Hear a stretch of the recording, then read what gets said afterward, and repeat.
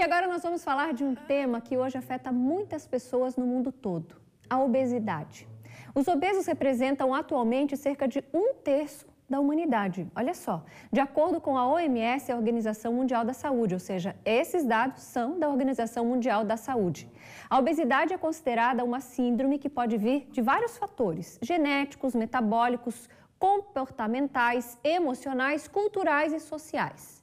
Como a saúde física e psicológica são afetadas e a expectativa de vida é reduzida em função desse aumento de peso, é fundamental, gente, atentar para esse assunto que é a obesidade.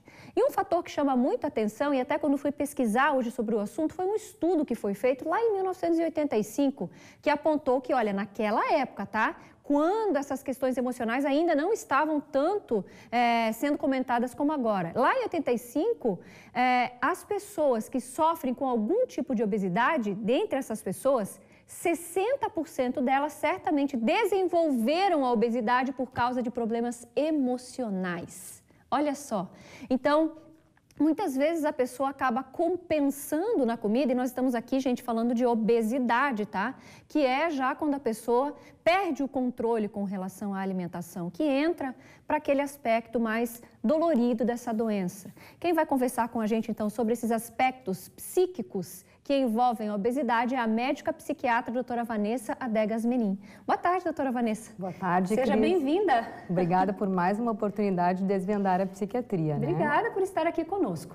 A doutora deve saber muito bem disso, porque eu acredito que muitas pessoas que acabam procurando o consultório têm essa, vamos dizer, esse direcionamento da obesidade, ou seja, compensam na comida problemas que, na verdade, estão ali no psique da pessoa e acabam suprindo uma falta, um excesso com a comida, não é mesmo? Isso, Cris. A obesidade, então, 180 milhões de pessoas no mundo, adultos, estão com obesidade. Então, a Organização Mundial de Saúde já estima como uma epidemia. Olha. Nas crianças também tem aumentado sobremaneira. E na criança é ainda um pouquinho pior, na medida em que ela ainda não está com a autoestima formada, a personalidade formada. Então, são adultos que provavelmente terão algum problema psíquico também por conta disso, pela questão do bullying e tudo mais. De qualquer forma, Cris, a obesidade é uma doença. Ela não é considerada um transtorno alimentar, assim como a anorexia nervosa, a bulimia nervosa, que são os principais transtornos alimentares, mas não são só eles, mas é uma doença e a gente precisa atentar bastante para isso. Muitas vezes a gente vê quando a pessoa está bem acima do peso, às vezes a gente escuta comentários assim, mas é só parar de comer, mas por que a pessoa não vai buscar? Os tratamentos, muitas vezes, que são importantes, eles vêm muitas vezes em um momento que é necessário, porque a pessoa está, clinicamente muito acima do peso, mas também, junto com isso, muitas vezes precisa trabalhar os aspectos psicológicos e psiquiátricos que envolvem, porque eu vejo, e até a gente tem essa noção de que a comida, ela vem como um acalmar algo que está dolorido por dentro. Não seria isso? Isso, Cris. Na verdade, as causas da obesidade são multifatoriais, como tu falaste um pouquinho antes, né? Temos questões psicológicas, então a gente pode falar da compulsão, da impulsividade, as causas biológicas, a questão genética e socioculturais, que seria mais ou menos o estilo de vida, pessoas que são sedentárias, que não se alimentam de uma forma adequada. E existem vários tipos de obesidade também, a obesidade nutricional, por sedentarismo, pela questão até genética e também por alterações endocrinológicas, né? Então, a gente precisa pensar que não são só causas psicológicas, mas o que eu vejo no consultório? Que sempre tem alguma comorbidade psiquiátrica ou emocional ou psicológica.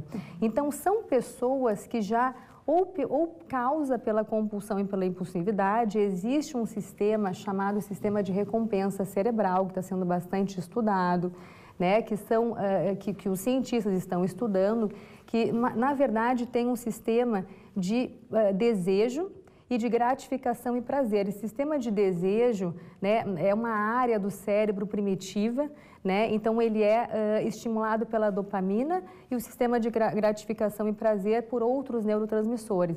Existe também uma teoria de diminuição de fluxo cerebral no córtex pré-frontal, né, no temporal esquerdo também, no lobo temporal esquerdo. Então, uma série de causas poderiam aí estar causando obesidade. Mas a questão da compulsão é exatamente isso. Não existe como tratar a obesidade sem procurar, por exemplo, o psiquiatra. ou a terapia, sempre tem essa relação, sabe, Cris? As pessoas pensam que a obesidade tem que ser tratada por endocrinologistas, não só por eles, mas também.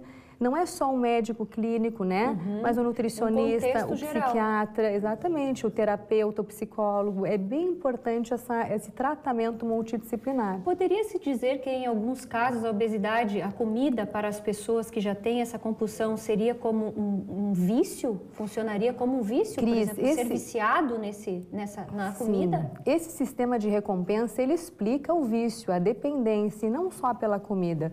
Tudo que é tentador no nosso mundo moderno, ele pode criar o vício. Então, não é só o alimento, né? Os smartphones, os jogos eletrônicos, a compulsão por sexo. Então, várias coisas que não só substâncias químicas, como álcool, cocaína, drogas ilícitas, né?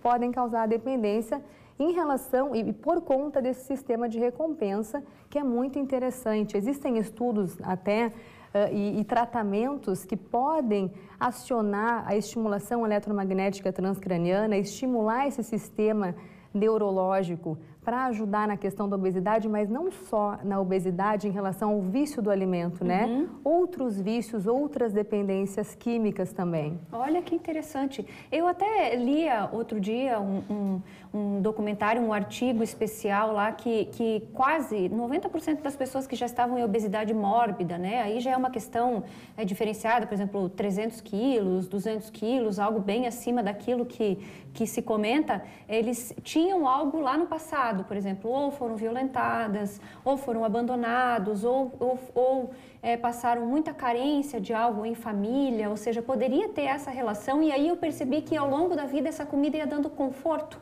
para aquela segurança, ou seja, variando os casos. Por isso da importância de que os tratamentos são importantíssimos, né? Referentes a isso, uma endocrinologia, uma clínica especializada em emagrecimento, ou seja, mas também tratar, e até eu via que o médico que encaminhava também encaminhava muitas vezes para um psiquiatra, para que a fonte daquele problema fosse tratada. Eu achei muito interessante isso. Cris, tem uma outra questão importante, as pessoas têm feito bastante cirurgia bariátrica, né? E a cirurgia bariátrica, ela tem sua indicação.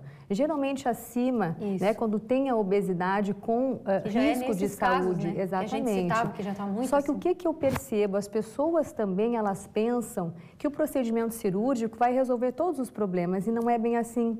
Na verdade, quando as pessoas, e eu percebo bastante no consultório, atendo bastante pós-bariátricas, né? As pessoas acabam ficando mais deprimidas do que estavam antes.